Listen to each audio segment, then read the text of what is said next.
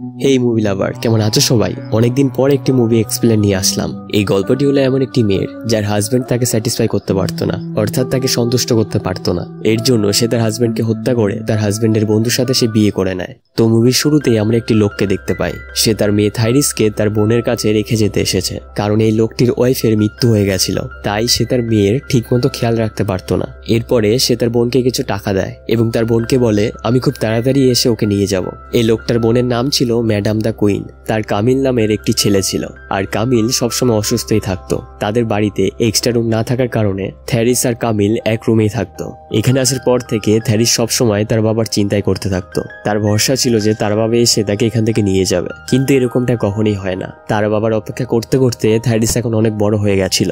এরপর একদিন যখন থ্যারিস ঘরের বাইরে ঘুরছিল, তখন সেখানে ম্যাডামের ছেলে কামিলের সাথে তার দেখা হয়। থ্যারিস কামিলকে কিস করতে বলে, কিন্তু কামিল তো থ্যারিসের উদ্দেশ্য বুঝতে পারছিল না। এর জন্য সে তার গালে একটি কিস করে এবং তারপরেই সেখানে ম্যাডামও চলে আসে। সে থ্যারিসকে বলে যে তোমার বাবা আর এই দুনিয়াতে বেঁচে নেই, এবং এর সাথে সে তাকে এটাও বলে যে কামিলের প্যারিসে একটি চাকরি হয়েছে এবং এখন তারা সবাই প্যারিসে শিফট হবে। কিন্তু যাওয়ার আগে ম্যাডাম থ্যারিসকে বলে, আমি চাই যে তুমি আর কামিল বিয়ে করে নাও। আর এখন থ্যারিসের কাছে আর কোনো অপশন ছিল না, এর জন্য সে না চাইলেও কামিলের সাথে তার বিয়ে করতে হয়। এরপর তারা সবাই প্যারিসে শিফট হয়। এখানে আসার পর কামিলও তার চাকরিতে জয়েন করে নেয়। এখানে আমরা থ্যারিসকে দেখতে পাই। সে তার বিয়েতে একদমই খুশি ছিল না এবং তার এরকমটা মনে হতো যেন সে একটি জেলের মধ্যে বন্দী রয়েছে। কামিলও সবসময় তার অফিসের কাজেই ব্যস্ত থাকতো এবং সে প্রায় সময় রাতে দেরি করে বাড়ি ফিরত।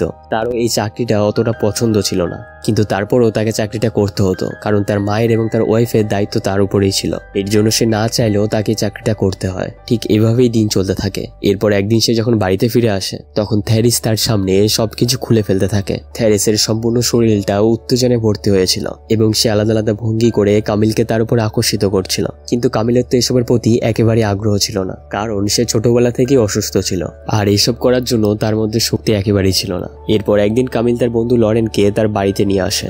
লরেন এবং কামিল একই অফিসে কাজ করত। লরেন একজন খুব ভালো আর্টিস্ট ছিল। এরপরে তারা সবাই একসাথে বসে আলাপ আলোচনা করছিল। এখানে থ্যারিস লরেনের দিকে এক দৃষ্টি মনে তাকিয়ে থাকে। মনে মনে সে লরেনকে পছন্দ করতে শুরু করে। লরেন ও থ্যারিসের এই ব্যাপারটা বুঝতে পারে। এরপর কামিল লরেনকে তার পেন্টিং বানিয়ে দেওয়ার জন্য বলে। তারপর লরেন যখন কামিলের পেন্টিং আঁকছিল, তখন থ্যারিস সেখানে এসে বসে পড়ে আর লরেনের দিকে এক দৃষ্টি মনে তাকিয়ে থাকে। পেন্টিং সম্পূর্ণ হয়ে যাওয়ার পর যখন কামিল সে ছবিটাকে দেখে, তখন তার লরেনের পেন্টিং আঁকাটা খুব পছন্দ হয়। ঠিক তখনই কামিলের কিছু কাজের কথা মনে পড়ে। এরপরেই সে সেখান থেকে চলে যায়। এরপর সে রুমের মধ্যে থ্যারিস এবং লরেন একা ছিল। এখানে লরেন থ্যারিসকে কাপড় খুলতে বলে এবং থ্যারিস যেহেতু প্রথম থেকেই খুব উত্তেজনায় ছিল, এর জন্য সে খুব তাড়াতাড়ি তার জামা কাপড় খুলে ফেলে এবং এরপরেই তারা একে অপরের তৃষ্ণা মেটায়। বাকিটা তোমরা বুঝতেই পারছো। এরপর থেকেই তাদের দুজনের মধ্যে অ্যাফেয়ার শুরু হয়ে যায় এবং এরপর থেকে তারা দুজনে যখনই সুযোগ পেত, তারা দুজনে একে অপরের সাথে দারুণ মজায় কাটাতো। থ্যারিস প্রায় সময় কিছু না কিছু অজুহাত দিয়ে লরেনের কাছে যেত এবং এরপর লরেন তার রকেটে বসিয়ে থ্যারিসকে পৃথিবী ভ্রমণ করাতো। আসলে তোমরা বুঝতেই পারছো, থ্যারিস লরেনের ভালোবাসা একদম ডুবে গেছিল, কিন্তু এর সাথে সে একটা বিষয় খুব ভয়ও পেত, যে লরেন তাকে কখনো ছেড়ে না দেয়। অন্যদিকেই আমরা কামিলকে দেখতে পাই। সে বুঝতে পারে যে থ্যারিস কেমন একটা অন্যমনস্ক হয়ে থাকে এবং তার এরকমটা মনে হয় যে থ্যারিস তার কাছে থেকেও যেন তার থেকে অনেক দূরে। এখানে লরেন কামিলকে বুঝিয়ে বলে যে তুমি শুধু থ্যারিসকে মন দিয়ে ভালোবেসে যাও, সবকিছু ঠিক হয়ে যাবে। তারপর থেকে কামিল ধীরে ধীরে থ্যারিসকে ভালোবাসে।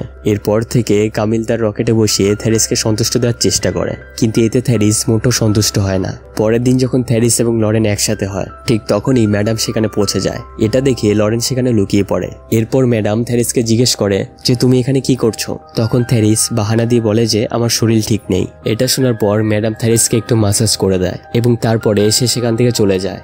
এরপরে আমরা কামিল এবং থ্যারিসকে দেখতে পাই। এখানে কামিল থ্যারিসকে বলে যে আমরা আবারও আমাদের গ্রামে ফিরে যাচ্ছি, কারণ কামিলের মনে হচ্ছিল যে এখানে আসার পর থেকে থ্যারিস তার থেকে দূরে সরে যাচ্ছে। এটা শোনার পর থ্যারিস খুব চিন্তায় পড়ে যায়, কারণ যদি তারা গ্রামে ফিরে যায় তাহলে সে আর কখনো লরেনের সাথে দেখা করতে পারবে না। সেই দিন রাতেই থ্যারিস এই কথাটা লরেনকে বলে। সে বলে যে আমি তোমার কাছ থেকে আলাদা থাকতে পারবো না। এটা শোনার পর লরেন থ্যারিসকে বলে এখন শুধু একটাই রাস্তা বাকি আছে, আমাদের কামিলকে রাস্তা থেকে সরিয়ে ফেলতে হবে। লরেনের এই কথাটা শুনে থ্যারিস খুব হতবাক হয়ে যায়, কিন্তু লরেন তাকে বুঝিয়ে বলে যে আমরা কামিলকে এমনভাবে হত্যা করব যাতে এটা দেখে মনে হয় যে এটা একটা অ্যাক্সিডেন্ট। সেদিন রাতে থ্যারিসের ঘুম আসছিল না। সে কামিলের ব্যাপারে ভেবে ভেবে চিন্তায় পড়ে গেছিল, কিন্তু সে লরেনের ভালোবাসা এতটা ডুবে গেছিল যে সে তার জন্য কামিলকে হত্যা করতেও রাজি হয়ে যায়। পরের দিন সকালে এরা তিনজন একটি পার্কে যায়। সেখানে ঘুরতে ঘুরতে কামিল ক্লান্ত হয়ে পড়ে। সে ক্লান্ত হয়ে থ্যারিসের কোলে ঘুমিয়ে পড়ে। কামিল ঘুম থেকে ওঠার পরে তারা তিনজন একটি নৌকাতে উঠে বসে। এখানে থ্যারিসের মনে হচ্ছিল যে লরেন কামিলকে মেরে ফেলবে, কিন্তু সে এখনো এই ব্যাপারটা নিয়ে শিওর ছিল না যে কামিলকে হত্যা করাটা ঠিক হবে কি হবে না। ঠিক তখনই লরেন জলের মধ্যে থেকে সাঁতার কেটে বাইরে বেরিয়ে আসে এবং সে কামিলকে জল থেকে তুলে নিয়ে আসে। এরপর তারা দুজনে কান্না করার অভিনয় করতে শুরু করে এবং তারা সবাইকে এরকমটা দেখায় যে তাদের নৌকাটা ডুবে গেছিল এবং তার সাথে কামিলও ডুবে পড়েছিল। এরপরে তারা সবাই বাড়িতে ফিরে আসে। কামিলের মৃতদেহ দেখে সেখানে ম্যাডামও কান্নায় অনেক ভেঙে পড়ে, কারণ তার একমাত্র ছেলে তাকে ছেড়ে চলে গেছে। এরপর সেখানে থাকা সবাই মিলে কামিলের মৃত্যুর শোক পালন করছিল। সেদিন রাতে লরেন এবং থ্যারিস একে অপরের কাছে আসে এবং তারা একে অপরের চাহিদা মেটায়। এরপর তারা বাকিটা তোমরা বুঝতেই পারছো এবং এখন তারা চিরকালের জন্য একে অপরের হয়ে গেছিল। এরপর আমরা একদিন ম্যাডামকে দেখতে পাই। সে থ্যারিসের উপর রাগ দেখাচ্ছিল। সে তাকে বলে, তুমি থাকার সত্ত্বেও কামিল কি করে ডুবে গেল, আর যদি সে ডুবেই যায় তাহলে তুমি কি করে বেঁচে গেলে। কিন্তু সে তখনই বুঝতে পারে যে সে অনেকটা রেগে গেছে এবং সে থ্যারিসের কাছে ক্ষমা চেয়ে তাকে জড়িয়ে ধরে। এরপর আমরা থ্যারিসকে দেখতে পাই। সে রাতেবেলা ভালো করে ঘুমাতে পারছিল না এবং এর সাথে সে খুব ভয়ানক স্বপ্ন দেখতে পায়। আর অন্যদিকে লরেনেরও কিছুটা এরকম অবস্থা হয়। সেও কিছুদিন ধরে ঠিকমতো ঘুমাতে পারছিল না। লরেন খুব বেশি ভয় পেয়েছিল, এর জন্য সে আজ রাতে থ্যারিসের সাথেই থাকতে চায়। এখানে থ্যারিস লরেনকে বলে যে চলো আমরা কোথাও পালিয়ে যাই, কিন্তু লরেন তাকে বারণ করে বলে যে তোমার জীবন এখানে এবং তোমার দোকানও এখানে রয়েছে। কিন্তু থ্যারিস তাকে বলে যে ওইসব কিছু তো ম্যাডামের নামে রয়েছে। তারপর লরেন থ্যারিসকে আরো বুঝিয়ে বলে তুমি কান্না করার অভিনয় করো এবং তুমি এরকমটা দেখাও যে তুমি কামিলকে অনেক মিস করছো। এরপর থ্যারিস এরকমটাই করে। থ্যারিসের এরকম দুঃখ দেখে সেখানে থাকা সমস্ত লোক ম্যাডামকে বুঝিয়ে বলে তোমার থ্যারিসকে দ্বিতীয়বার বিবাহ দেওয়াটা উচিত হবে, এতে থ্যারিসের দুঃখ কিছুটা কমবে। এবং এর সাথে তারা এটাও বলে যে থ্যারিসের জন্য লরেন পারফেক্ট হবে। ম্যাডামও সেখানে থাকা লোকেদের এই কথায় রাজি হয়ে যায় এবং এরপর তারা সকলে মিলে তাদের দুজনকে এই কথা জানায়। তারপরে তারা দুজনে এই কথা রাজি হয় এবং এর পরের দিনই তাদের দুজনের বিবাহ সম্পূর্ণ হয়। সেদিন রাতে লরেন থ্যারিসকে বলে আজকের রাতটাই হলো সেই রাত যার জন্য আমরা এতদিন অপেক্ষা করেছিলাম। কিন্তু থ্যারিস এই বিয়েতে একদমই খুশি ছিল না এবং সে এই বিষয়টা নিয়ে অনেক আপসেট হয়েছিল। সে ভাবছিল যে আমি আমার শারীরিক লোভের জন্য আমার স্বামীকেই হত্যা করে ফেলেছি এবং এর সাথে সে ম্যাডামের দুঃখ দেখেও অনেক হতাশা হয়ে পড়ে। এরপর সে লরেনকে জিজ্ঞেস করে যে তুমি কামিলকে কি করে হত্যা করেছো। লরেন তাকে বলে তুমিও ওখানে ছিলে, তুমি কি সেটা দেখোনি? এর উত্তরে থ্যারিস বলে আমি আমার চোখ বন্ধ করে রেখেছিলাম। তারপর লরেন তাকে বলে আমি তাকে জলে ডুবিয়ে হত্যা করেছিলাম। এখানে থ্যারিসের এরকমটা মনে হচ্ছিল যেন লরেন কামিলকে নির্যাতন করে হত্যা করেছে। আর এই ব্যাপারটা নিয়ে সে লরেনের সাথে ঝগড়া করতে শুরু করে। সে তাকে বলে তোমার কামিলকে হত্যা করাটা একদমই উচিত হয়নি।